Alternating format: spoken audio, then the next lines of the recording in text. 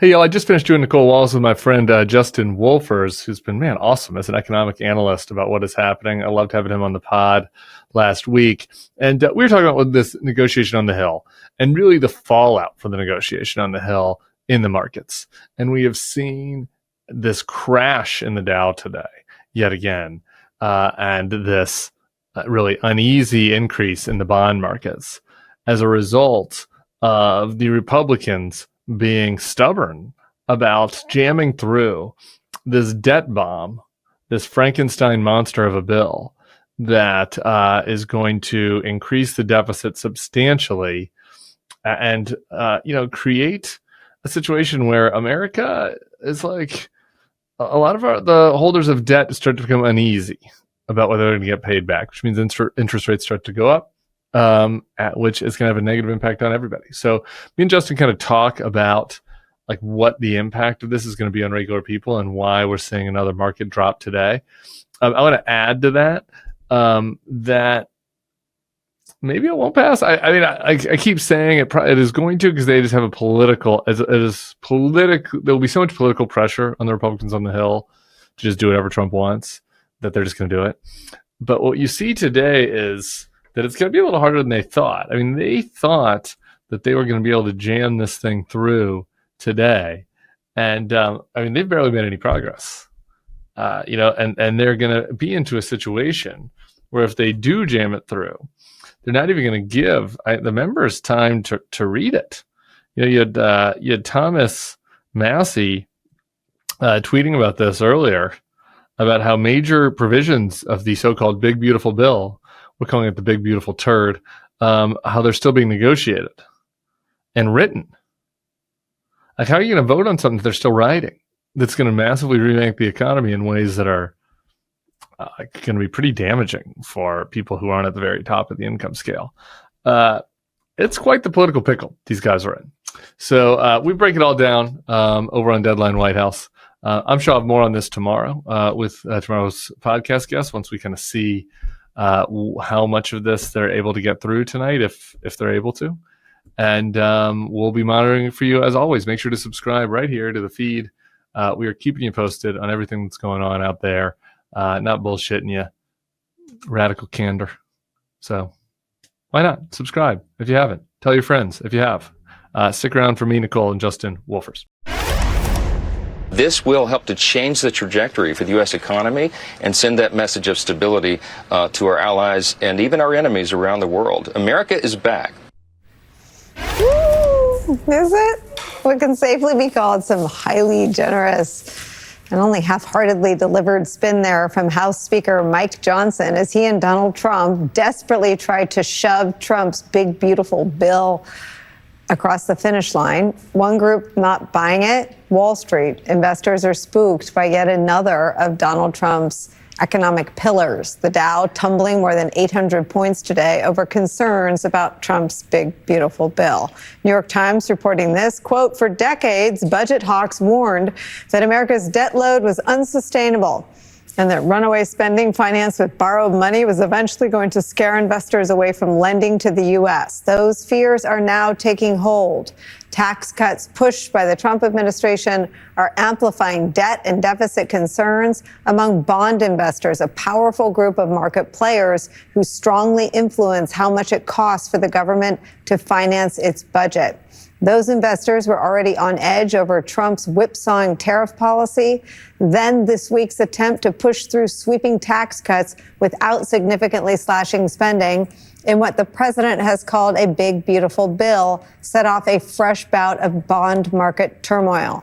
Joining our coverage, professor of economics and public policy at the University of Michigan, Justin Wolfers is back. Also joining us, MSNBC political analyst, host of the Bulwark podcast, Tim Miller is here. At a political level, even if you don't have a granular understanding of all of that, even if you don't understand it at all, people feel like crap about their personal economy, and all of the headlines are bad for Donald Trump, driving his approval ratings on the economy in general, but inflation, taxes, tariffs, and costs to historic lows for Donald Trump.